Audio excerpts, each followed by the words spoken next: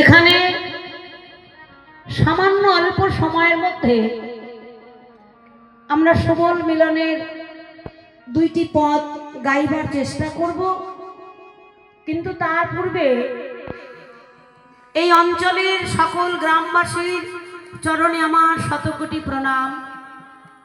তারপর প্রণাম থাকবে যিনি মহান ব্যক্তি, যিনার উদ্যোগে এই মহতী অনুষ্ঠানের আয়োজন হয়েছে, যেই মহতী অনুষ্ঠানের মধ্য দিয়ে এই গ্রামবাসী ভগবানের চরণ কৃপা লাভ করতে পারবে। ভগবানের কৃপা লাভ হবে যিনি ভগবানের কৃপা লাভ করিয়ে দেবার জন্য এগিয়ে এসেছেন। পাপমুগ্ধ কলির হত জীবকে হরিনাম প্রেম দিয়ে উদ্ধার করতে যেমন এসেছিলেন নবদ্বীপে চৈতন্য মহাপ্রভু।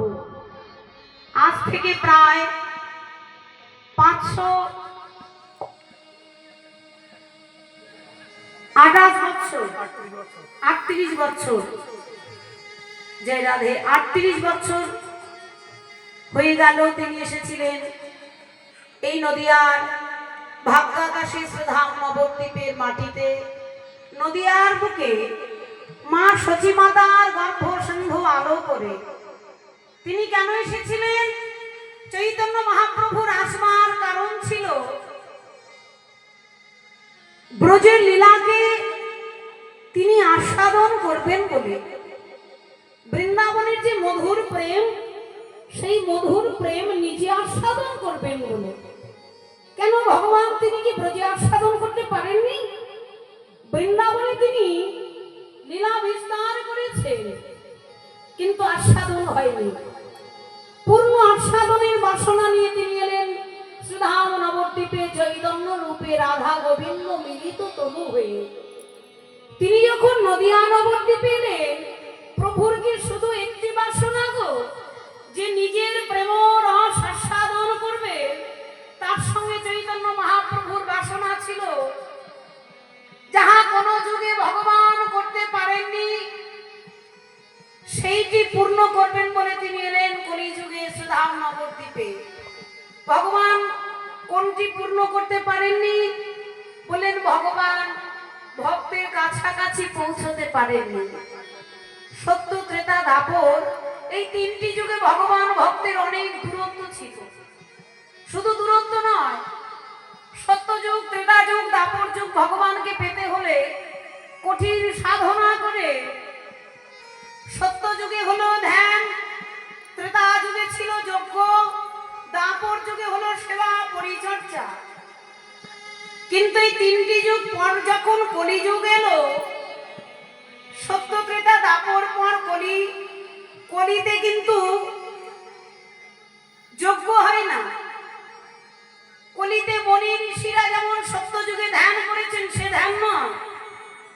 সেবা পরিচর্যা যদি করতে না পারো, ভগবান বলেও তাতেও প্রয়োজন হবে না। তাহলে কলিযুগের নিয়মাবলী কি?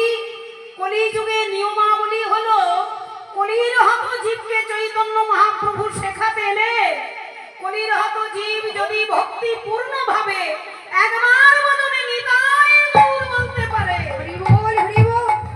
একবার বদনে নিতাই গৌর বললে কি হয় গো? বলেন কোটি কোটি জন্মের পাপ রাশি দূর হয়ে যায়।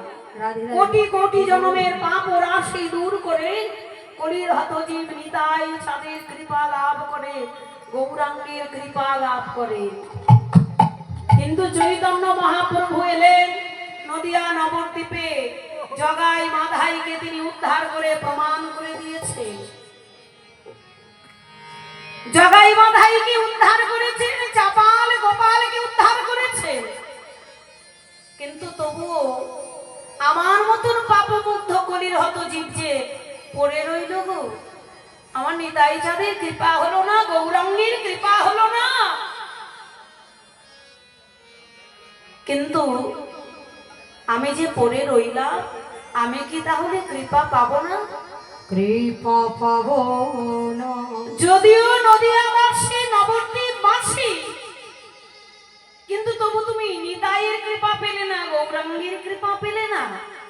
তাহলে কি তোমার কোনোদিন কৃপা পাওয়া হবে না?